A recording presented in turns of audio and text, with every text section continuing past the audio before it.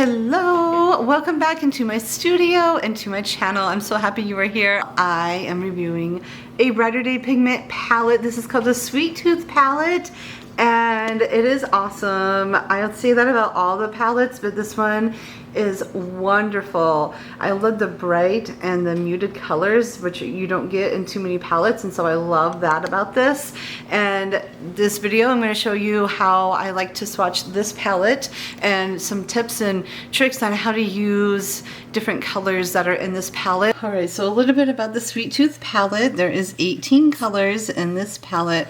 They're all half pans and it retails for $89.99. Alright, so the wonderful thing about this palette is that there are 6 mica shimmery colors: rose gold, cotton candy mica, gold mica, lemon shine mica, which is really pretty, blue mica, interference violet, and magenta mica. And out of all of them, I love these shimmery colors so much. They really bring to life your paintings.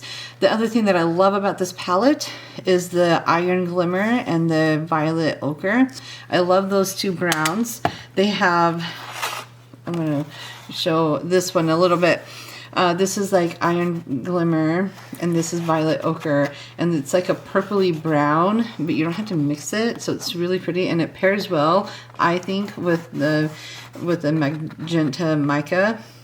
But it also pairs well with the, like with the blues right here. So it's just a really beautiful, those two browns make really beautiful colors. And I love swatching. This is one way I swatch. I have a video of how I did that with the national parks.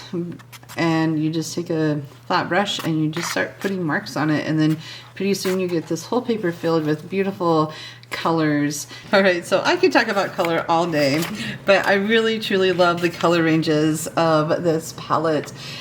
I would not consider this a split primary palette, only because there's really only one true blue that I could use, and there's only one real red that I could use. However, the blue and the red are spot on for many applications, so I would be okay taking this and painting with it all day and still feeling like I have enough primary colors to make it work. But what I do love is the Venetian red can act as a red or a brown, meaning it is a very neutral red. Venetian red sometimes can be almost like a terracotta color, and it's really beautiful. And this cadmium orange is almost like a warm yellow, whereas the butter yellow, which I got some blue on, that works really well together, almost as a yellow ochre. I also love this magenta mica is one of my favorites.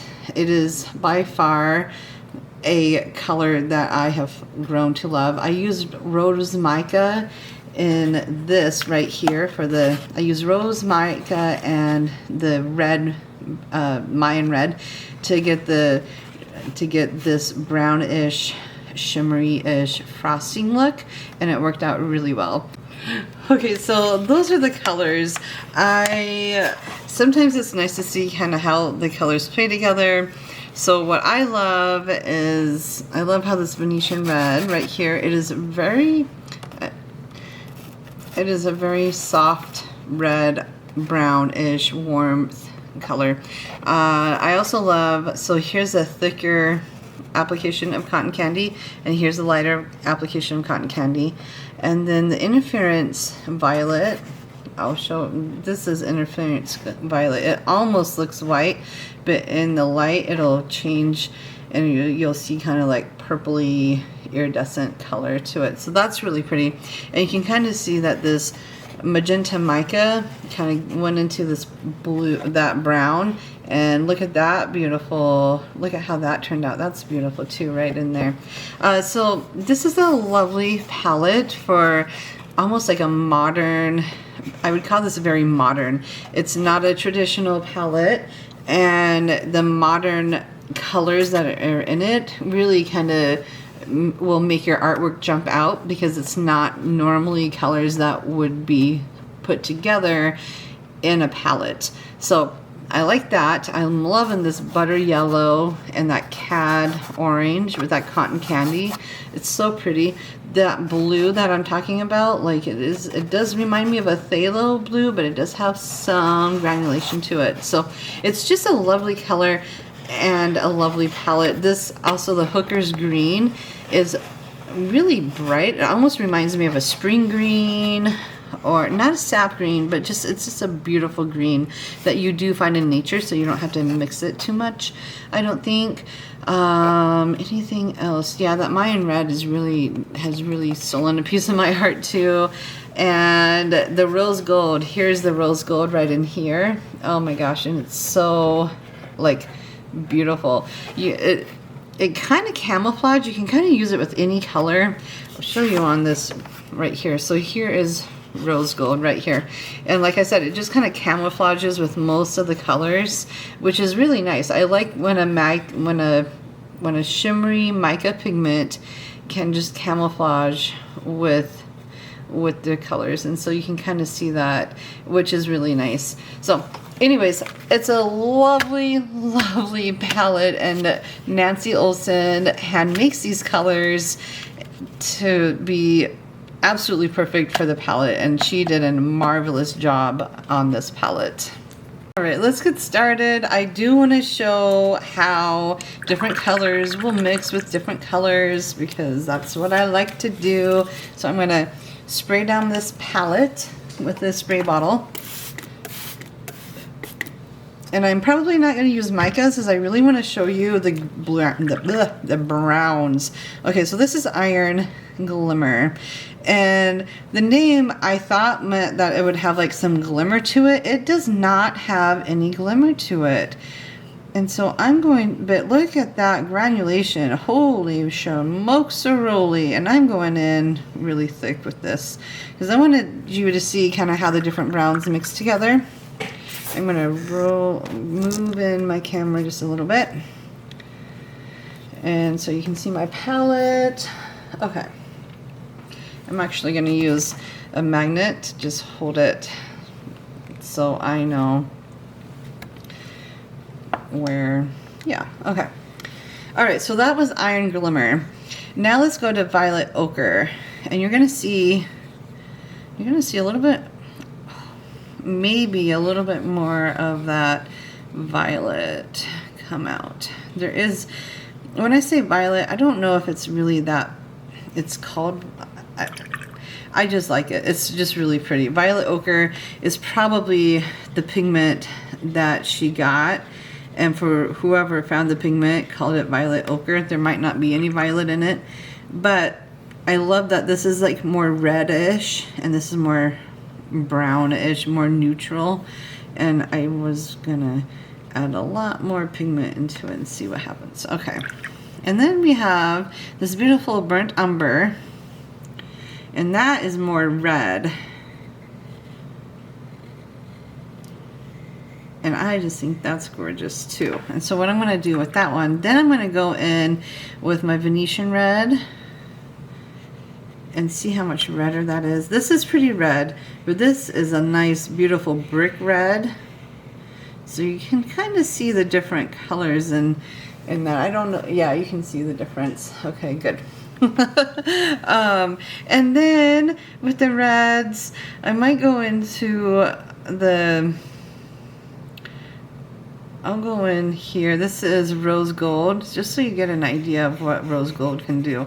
It's very sheer but shimmery, and so when you mix it with another color, you get some really pretty colors. So there we go. There's my browns, there's my neutrals, my red. This one does remind me a little bit of Venetian red, but it's burnt umber, and burnt umber can have a orangey-ish tone to it.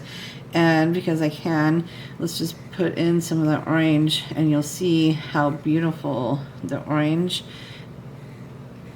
can really go with it too. Woof, that's so pretty, isn't it? So that's why this palette is so beautiful, in my opinion. This is why I would buy this palette, is for the browns, for the neutrals. Hello. Okay, so for this demonstration, I am using the Brighter Day Pigment Sweet Tooth palette. I am using the Brighter Day Pigment postcard that has the cookie drawing on it from one of the kits.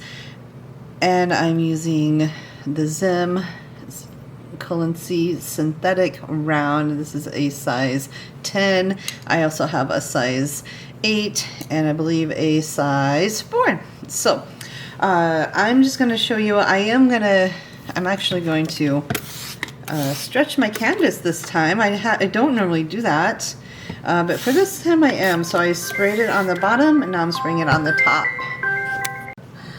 Alright, so because I'm stretching my canvas on the glass board, it will do a couple things. First off, I'll get this beautiful wash that I couldn't get, and because it's super wet, I can move it around and still, this is going to stretch my canvas, so I love that part. It just stays stuck.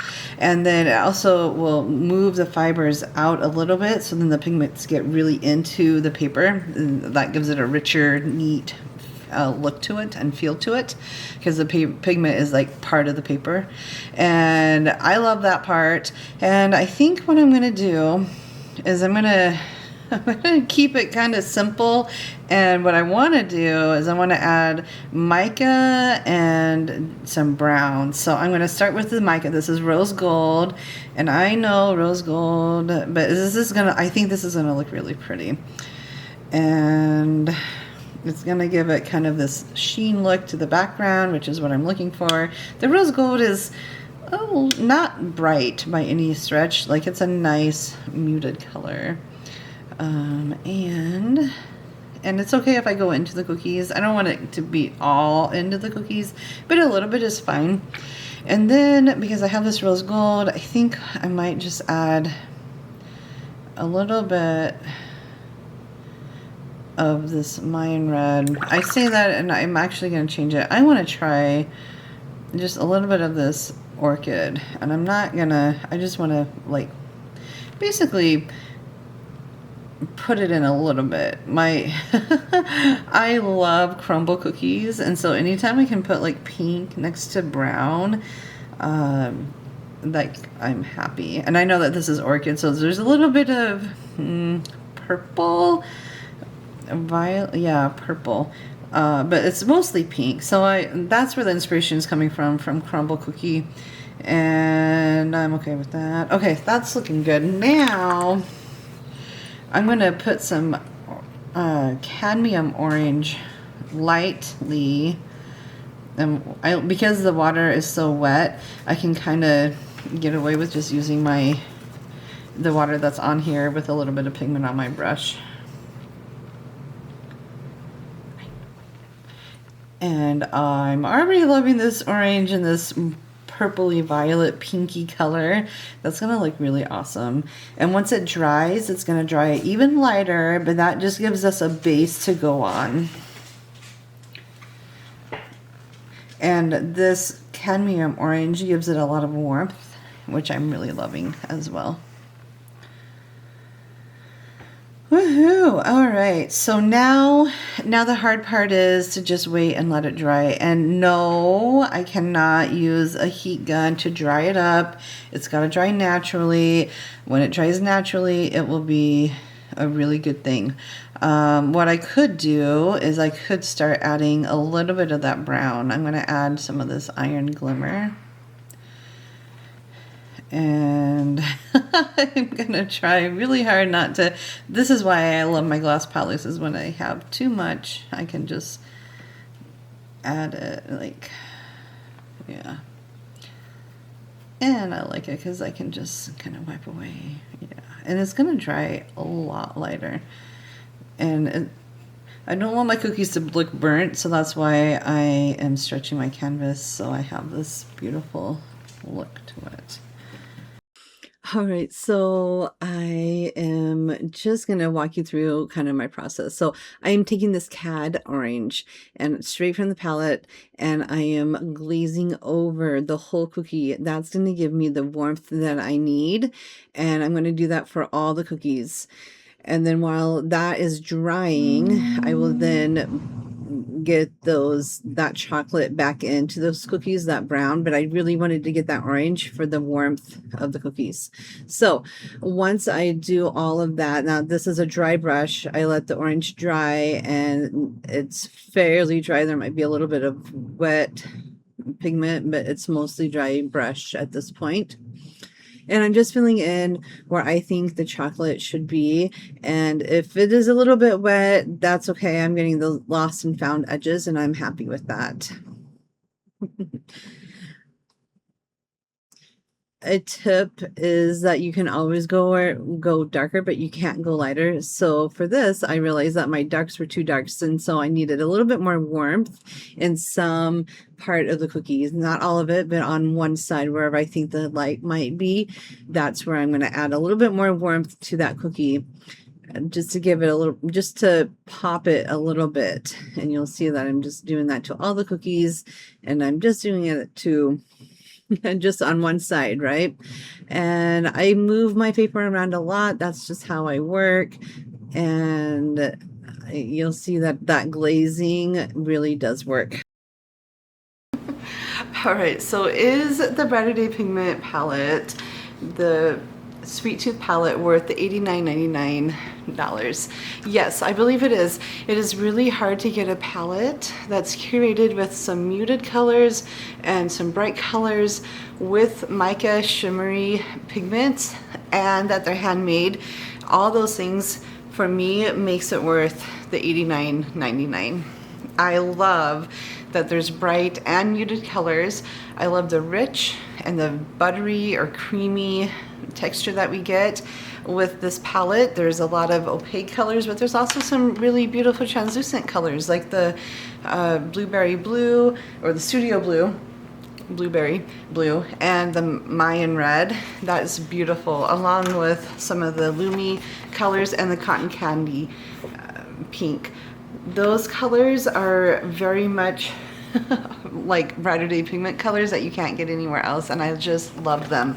I could use this palette every day for nature journaling, or for Sweet Tooth, for like any kind of bakery type things that I'm illustrating, and it is just so much fun. So I say good job, Nancy. I'm so grateful that I have this palette. I cannot wait to use it for more. I think this is actually going to be a great palette to take with me on the go when it comes to be fall time, because I have all those browns and oranges that I cannot wait to paint the fall leaves with. So awesome job, totally worth it. And you can get 10% off of this palette and anything else at Brighter Day Pigments using code Lisa Christensen at the checkout over at brighterdaypigments.com.